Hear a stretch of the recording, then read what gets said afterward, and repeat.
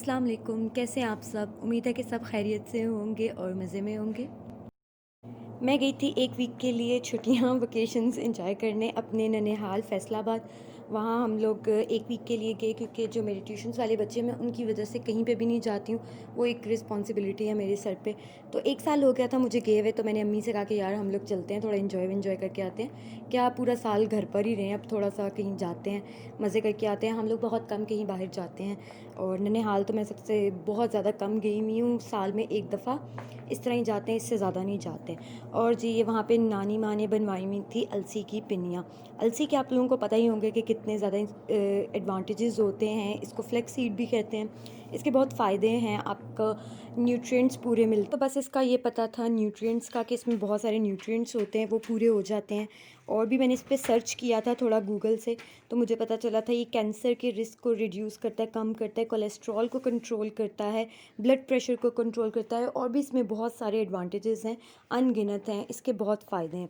तो ये नानी माँ से पूछ कर मैं और खाला लगे हुए थे किचन में बनाने।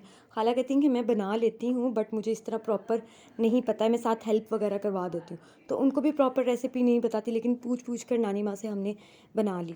और ये है अलसी के सीड्स जो हैं, उसके फ्लैक्स सीड्स जो हैं, ये बीज से होते हैं।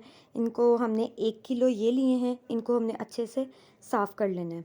इसको अच्छे से छाँट लेना है, बिल्कुल अच्छे से साफ़ कर लेना है। ये खाला इसी तरह इसको बस वो छलनी लेके थोड़ा-सा छाँट रही थी कि इसमें अगर कोई भी वो गंदगी वगैरह सी हो, मट्टी सी, तो वो झड़ जाए।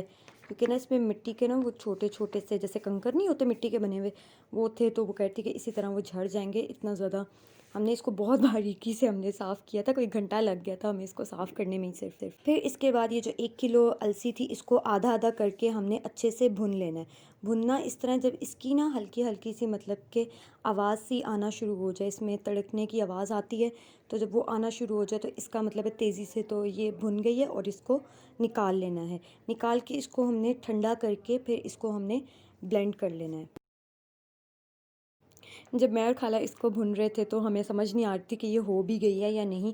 तो मैं नानी माँ है, वो इतना ज़्यादा चल फिर नहीं सकती हैं, बहुत ज़्यादा एज है उनकी, तो इसलिए हमें उनके पास परात में डाल के, वो जो होती है बड़ी सी ट्रे परात, उसमें डालकर उनके पास लेकर गई कि यार ये आप बता दें ये हो गया कि नहीं। वो कहती हैं हाँ बिल्कुल हो गई है, बिल्कुल सही होगी, आधी-आधी करके कर लो, ये हो जाएगी। काफ़ी देर लग गई थी, 3-4 घंटे लग गए थे हमें। और ये साथ ही पतीले में ना 1 गिलास पानी डाल के गुड़ के लिए उबलने के लिए रख दिया था, क्योंकि उसमें जो 2 किलो गुड़ लिया था हमने, वो डालना था।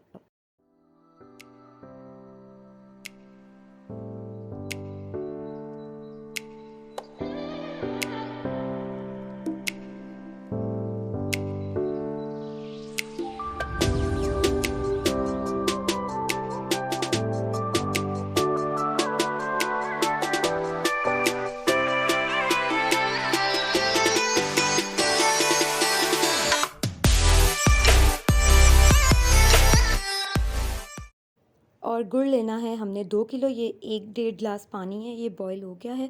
अब इसमें ये सारा गुड़ डालकर अच्छे से बॉयल करना है। चीज़ों की क्वांटिटी आपने ज़्यादा रखनी है ना, फॉर एग्ज़ाम्पल अगर हम 2 किलो अलसी ले रहे हैं तो हमने फिर उसकी आटे की और गुड़ की मिक़दार भी ज़्यादा कर देनी है। आटा हमने लेना है 2 किलो, गुड़ भी हमने लेना है 2 किलो।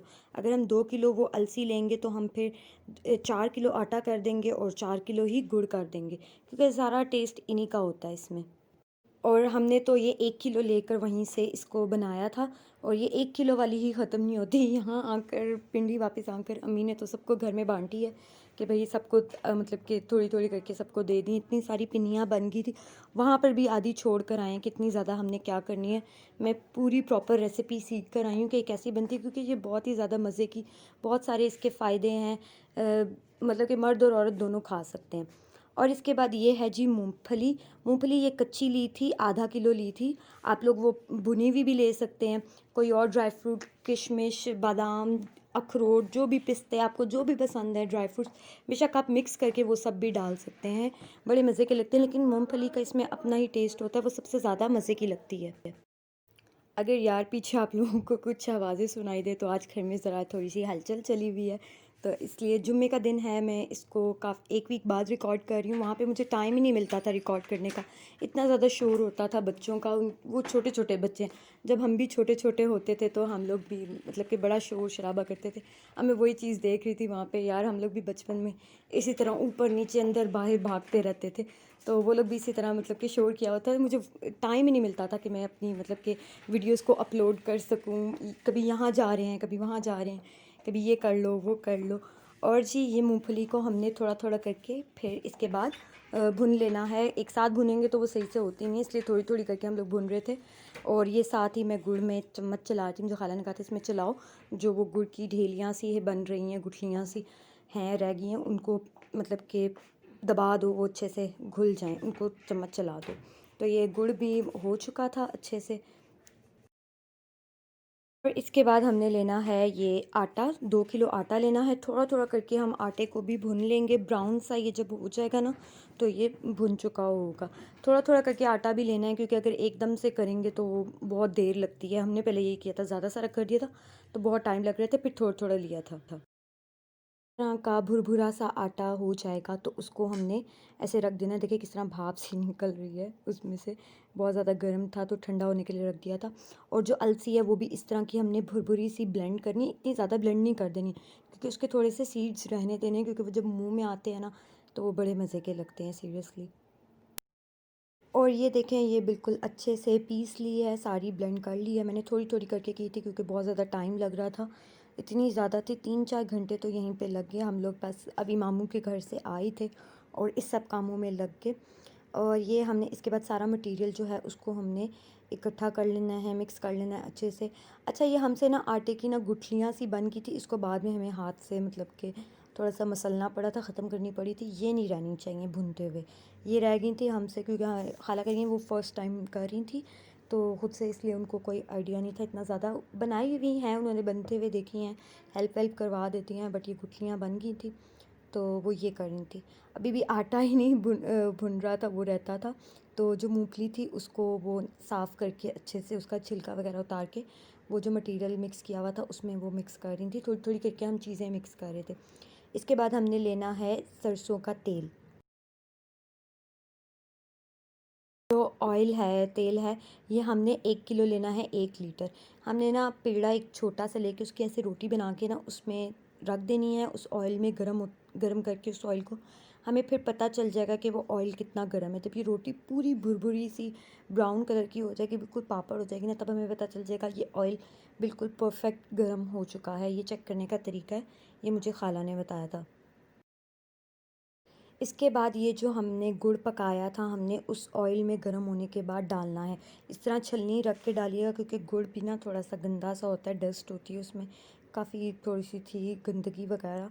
तो इस तरह खाला ने कहा था कि पहले ये छलनी रखो नीचे, इसमें निकालो। ये आप देख लें कितनी ज़्यादा गुड़ में भी थी। कोई भी चीज़ आजकल साफ़ सुथरी नहीं मिलती है, तो इस तरह आपने इसको अच्छे से छाँट लेना कि वो बस जो उसमें गंद था वो ना जाए बीच में, बिल्कुल साफ़ सुथरा गुड़ बीच में आपने डालना है। और बाकी इसमें जो मटेरियल था, ड्राई मटेरियल था भुना हुआ, वो जल्दी जल्दी उसमें मिक्स करना है डाल के। अगर हमने उसको आहिस्ता आहिस्ता मिक्स किया ना तो वो सारा जो गुड़ है वो मतलब कि ठंडा हो जाएगा और फिर वो मिक्स भी नहीं होगा और ना पिनियाँ बनेंगी। ये अभी भी चूल्हे पे ही पड़ा हुआ है उसमें, ताकि ये गर्म रहे। और क्योंकि ये पिनियाँ फटाफट गरम गरम बनती हैं, अगर हम इसको गरम गरम को ना बनाएं, इसको हम ठंडा कर दें तो वो सारा जो गुड़ है वो ठंडा हो जाता है और ये पिनियाँ बिल्कुल भी जुड़ती नहीं है, बनती नहीं है, बस भूरा भूरा सा मटेरियल रह जाता है इसका। और ये इतनी मतलब कि ज़्यादा वो गुड़ था ना, गुड़ जुड़ रहा था तो इसको मिक्स करना इतना मुश्किल हो रहा था। तो खाला बड़ा कोशिश कर रही थी कि जल्दी जल्दी मिक्स हो जाए ठंडा होने से पहले। लेकिन ना एंड पे जब हम लोग इसकी पिनियाँ बना रहे थे तो वो ठंडा हो गया था, क्योंकि हम लोग बहुत आराम आराम से पिनियाँ बना रहे थे। खैर मैं बनाने की कोशिश कर रही थी, मेरे से तो इसकी पिनियाँ बन ही नहीं रही थी, क्योंकि ये बहुत ज़्यादा गर्म था। और सबसे मज़े की बात, यूँ ही हम लोग पतीला उठा के रूम में ले गए थे, वहाँ पे ही सब बैठे हुए थे तो खालू भी बैठे हुए थे। खालू ने तो फटाफट उन्होंने मतलब कि बनाना शुरू कर दी, हाथ पे शॉपर डाल के उन्होंने गरम गरम इतनी तेज़ी से बना ली, क्योंकि मुझसे तो इतनी गरम गरम बन ही नहीं रही थी। इस तरह की ये बिल्कुल इस तरह की पिनियाँ बन गई हैं। इसको थोड़ी देर रख देना था ताकि ये ड्राई हो जाए, सुबह तक ये हो गई थी क्योंकि सुबह हमने निकलना था। ये बहुत ही मज़े की बनती हैं। बच्चे तो वहाँ पे तो इतने शौक से ये खाते हैं। और ये थी अलसी की पिन्नियों की रेसिपी मेरी नानी की। ये उन्होंने ही बताई थी, वही बनाती थी। तो अब तो वो अल्लाह उनको सेहत और तंदुरुस्ती दे, वो इतना ज़्यादा चल फिर नहीं सकती हैं, लेकिन उन्होंने बहुत ही मज़े की उनकी रेसिपी है। और इसके बाद हमने फिर बनाया सूप मज़े का। खाला ने बनाया वेजिटेबल सूप, बहुत मज़े का था, बहुत मज़ा आया। इतना ज़्यादा उन्होंने थिक नहीं रखा था, बट ये बहुत मज़े का था। सर्दी इतनी ज़्यादा थी वहाँ पे, इतनी खुश्क सर्दी थी ना कि बस कुछ इसी तरह का दिल चाह रहा था। और होप सो आज का व्लॉग, आज की ये रेसिपी आप लोगों को अच्छी लगी हो, और ट्राई ज़रूर कीजिएगा। ट्राई करके मुझे भी बताइएगा। अपना बहुत सारा ख्याल रखिएगा, दुआओं में याद रखिएगा। अल्लाह हाफ़िज़।